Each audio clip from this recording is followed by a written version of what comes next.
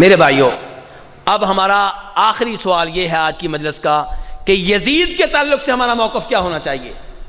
پہلا تھا جناب حسین کی شہادت کے تعلق سے، اب ہمارا موقف ہے کس کے تعلق سے؟ یزید کے تعلق سے۔ میرے بھائیوں، میں پہلے یہ وعدے کر چکا ہوں کہ ہم جناب علی سے محبت کرتے ہیں، لیکن جناب علی سے محبت کا مطلب یہ نہیں ہے کہ امیر معاویہ کو گالیاں دی جائیں۔ ہم جناب حسین سے محبت کرتے ہیں، جناب حسین سے محبت کا مطلب یہ نہیں ہے کہ یزید کو کافر منافق کہا جائے۔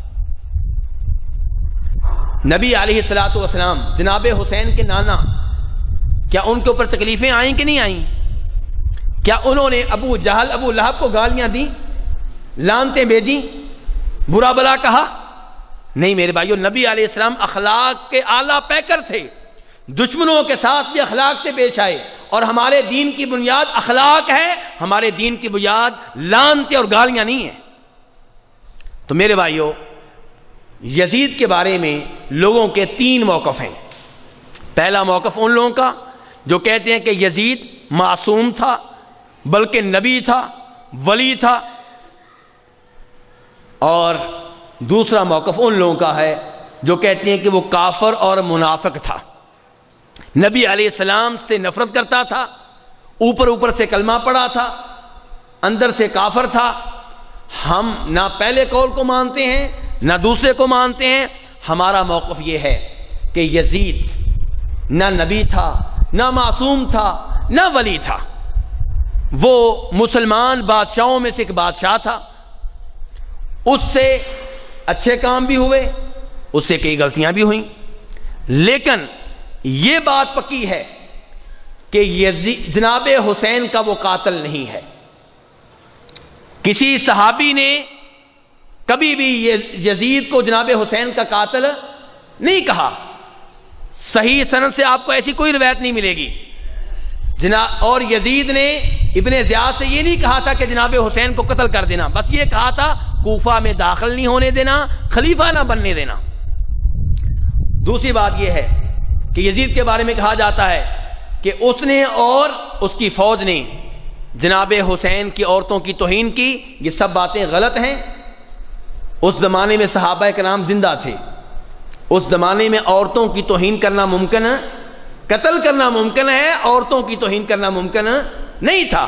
اگر عورتوں کی توہین ہوتی، عبداللہ بن عمر خاموش نہ رہتے، عبداللہ بن زبیر خاموش نہ رہتے، عبداللہ بن عباس خاموش نہ رہتے۔ ایسی کوئی بات نہیں ہوئی۔ ان کی عورتوں کو دمشق میں لے جایا گیا، یزید نے اپنے گھر میں انہیں رکھا، کئی دنوں تک میزبانی کا شرف حاصل کیا، اور جب اسے اطلاع ملی کہ جناب حسین شہید ہو گئے ہیں، وہ روتا رہا، اسے افسوس ہوا، اور جناب حسین کے بیٹے زین العابدین کی بڑی خدمت کی، بڑے احترام سے پیش آیا، اور کئی دنوں اس عظیم خاندان کی میزبانی کا شرف حاصل کرنے کے بعد انہیں مدینہ بھیج دیا عزت و احترام کے ساتھ۔ کئی تحفے تحائف دیے، زین العابدین سے کہا میرے لیے کوئی حکم ہو، کوئی چیز چاہیے ہو آپ مجھے بتائیں۔ اور یہ بات جو کہی جاتی ہے کہ یزید نے جناب حسین کے سر کی توہین کی، یہ بھی غلط ہے۔ ابن زیاد نے یہ ضرور کیا، یزید سے ایسی کوئی چیز ثابت نہیں ہے۔ تو اس لیے میرے بھائیوں، ہم یہ کہتے ہیں کہ یزید مسلمان بادشاہوں میں سے ایک بادشاہ ہے، لیکن لوگ کیا کہتے ہیں؟ جی کافر تھا، منافق تھا، ملعون تھا۔ میرے بھائیوں، پہلی بات تو یہ ہے کہ ایسی کوئی چیز ثابت نہیں ہو سکی جس سے پتہ چلے کہ وہ فاسق و فاجر تھا، شرابی تھا، بدکار تھا۔ دوسری بات یہ کہ اگر ثابت ہو جائے تو فاسق و فاجر جو ہے اگر توبہ کرے تو کیا اللہ توبہ قبول فرماتے ہیں کہ نہیں فرماتے؟ جس آدمی نے 100 قتل کیے تھے، کیا اللہ نے اس کی توبہ قبول فرمائی تھی کہ نہیں فرمائی تھی؟ اور میرے بھائیوں، وہ وحشی جس نے سید الشہداء نبی علیہ السلام کے چچا جناب حمزہ کو شہید کیا تھا، جب وہ مسلمان ہو کے آپ کے سامنے آیا تو کیا آپ نے کہا تھا دفع ہو جاؤ، تم ملعون ہو، تمہاری ایسی کی تیسی، تم نے میرے چچا کو شہید کیا؟ نہیں، نبی علیہ السلام نے کہا تھا وحشی تمہارا اسلام میں قبول کرتا ہوں، تم مسلمان ہو، لیکن میرے سامنے نہ آنا، تمہیں دیکھ کے مجھے میرا چچا یاد آ جاتا ہے۔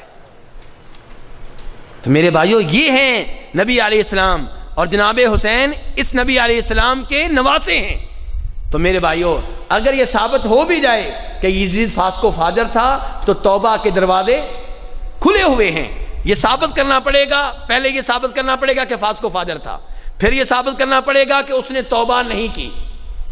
تو میرے بھائیوں، مسلم شریف کی حدیث ہے، ابو داؤد میں بھی آتی ہے کہ دو دوست تھے، آپس میں ایک ساتھ رہتے تھے. ایک بہت نیک تھا اور ایک بہت گنہگار تھا. نیک آدمی گنہگار کو سمجھاتا رہتا تھا گناہ چھوڑ دو، بدکاری نہ کرو، جوا نہ کھیلو، سود نہ لو، رشوت نہ لو. لیکن گنہگار گناہوں سے بعد آنے کے لیے تیار نہیں تھا. ایک دن نیک نے اس بدکردار دوست کو بہت بڑا گناہ کرتے ہوئے دیکھا تو جذبات میں آ کے کہنے لگا واللہ لا یغفر اللہ لک ابدا، میں اللہ کی قسم اٹھا کے کہتا ہوں اللہ تجھے کبھی معاف نہیں کرے گا. معاف کرنا نہ کرنا کس کا حق ہے؟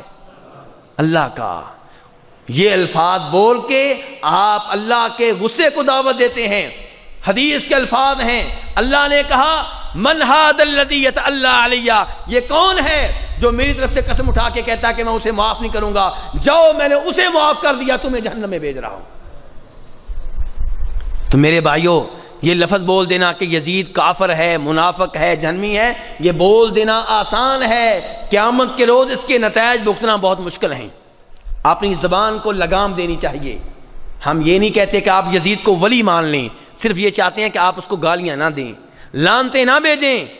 اور اگر فاسق و فاجر ہونا اس کا ثابت ہو بھی جائے، یہ بھی ثابت ہو جائے کہ اس نے توبہ نہیں کی، پھر بھی نبی علیہ السلام فرماتے ہیں، صحیح حدیث ہے بخاری شریف کی، لا تسبوا الاموات، جو فوت ہو جائے اسے برا بلا نہ کہو. فإنهم قد افضوا الى ما قدموا، جو فوت ہو چکا وہ اپنے نتائج، اپنے اعمال کے نتائج بھگت رہا ہے، آپ اسے برا بلا نہ کہیں. میرے بھائیوں، یزید وہ آدمی ہے جس کے اوپر بخاری شریف کی وہ حدیث چسپاں ہوتی ہے جس میں نبی علیہ السلام فرماتے ہیں میری امت کا وہ پہلا لشکر جو کیسر روم کے شہر قسطنطینیہ کے اوپر حملہ آور ہوگا وہ سارے کے سارے بخشے ہوئے ہیں. اور حافظ ابن کثیر لکھتے ہیں کہ وہ پہلا لشکر جس نے اس شہر کے اوپر حملہ کیا اس کا سربراہ کوئی اور نہیں، خود یزید تھا. دیگر علماء کرام نے اختلاف کیا ہے، وہ کہتے ہیں یہ پہلا نہیں دوسرا لشکر تھا، تیسرا تھا. لیکن اگر آپ دوسرا تیسرا بھی مان لیں، یہ تو ماننا پڑے گا کہ وہ جہاد کرتا رہا، اس کی قیادت میں صحابہ کرام نے جہاد کیا، ابو ایوب انصاری نے کیا، جناب حسین نے کیا. میرے بھائیوں، اگر مان بھی لیا جائے کہ وہ قاتل ہے، فاسق و فاجر ہے، تو میرے بھائیوں ہماری دعائیں، میں اور آپ ہمیشہ یہ دعا نہیں کرتے اے اللہ سارے مسلمانوں کو معاف کر دے، کرتے ہیں کہ نہیں کرتے؟ تو اس میں یزید شامل ہوتا ہے کہ نہیں ہوتا؟ تو کتنے مسلمان ہیں جو کہتے ہیں اللہ مسلمانوں کو معاف کر دے؟ تو یزید بھی اس میں شامل ہو رہا ہے. اور اگر آپ کہتے ہیں کہ یزید اس میں شامل نہیں ہے تو یہ تو آپ بات مانیں گے کہ یزید کے اوپر ایک وقت میں، ایک دن میں ہزاروں لاکھوں لعنتیں ہوتی ہیں، ایسے ہے کہ نہیں ہے؟ اور یہ ساری لعنتیں، یہ ساری گالیاں روز قیامت اس کے لیے نیکیاں بن جائیں گی. کیا بن جائیں گی؟ نیکیاں بن جائیں گی. آپ نے وہ حدیث سنی ہوگی جسے کہتے ہیں حدیث مفلس، کہ روز قیامت ایک آدمی آئے گا، اس کے پاس بڑی نیکیاں ہوں گی، لیکن جب وہ اللہ کے دربار میں پہنچے گا، اللہ کی عدالت میں پہنچے گا، دوسرے لوگ پہنچ جائیں گے. کوئی کہے گا یا اللہ اس نے مجھے گالیاں دی تھیں، کوئی کہے گا میری زمین کے اوپر قبضہ کیا تھا، کوئی کہے گا مجھ سے قرض لے کے پیسے دبا گیا تھا، کوئی کہے گا میرے اوپر الزام و تہمت لگائی تھی. اللہ تعالیٰ اس کی نیکیاں لے لے کر ان لوگوں میں تقسیم کرتے رہیں گے. بالآخر یہ آدمی ساری نیکیوں سے محروم ہو جائے گا.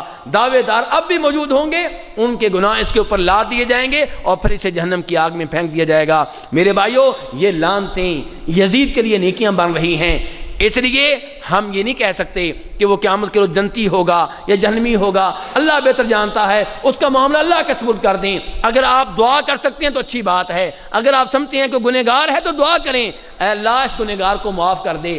گنہگار کو دعاؤں کی زیادہ ضرورت رہتی ہے ان کے مقابلے میں جو گنہگار نہیں ہیں. اور اگر آپ دعا نہیں کرتے تو کم از کم لعنتیں نہ بھیجیں. آپ کی لعنتوں کا اثر امیر معاویہ کے اوپر بھی پڑتا ہے، پھر امیر معاویہ کے ساتھ ساتھ دیگر صحابہ کرام کے اوپر بھی پڑتا ہے. اللہ تبارک تعالی ہمیں صحابہ کرام سے صحیح معنوں میں محبت کرنے کی توفیق عنایت فرمائے. اللہ تبارک تعالی روز قیامت ہمیں آل بیت کے ساتھ اٹھائے. جناب حسن و حسین کے ساتھ اٹھائے۔ اللہ کرے روز قیامت ہم بھی جنت میں جائیں اور ہمارے جنت میں سردار کون ہوں؟ حسن و حسین ہوں۔